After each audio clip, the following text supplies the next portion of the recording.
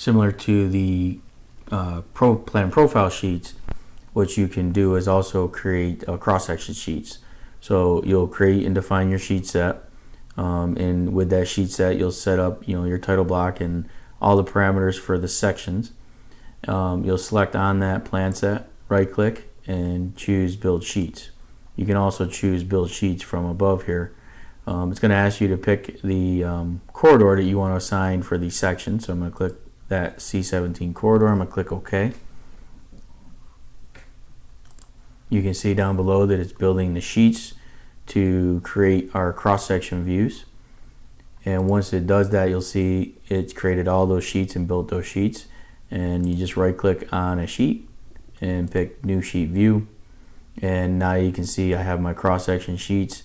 It's got my hatching, my shading, and all the information that I've defined when I edited that cross-section sheet.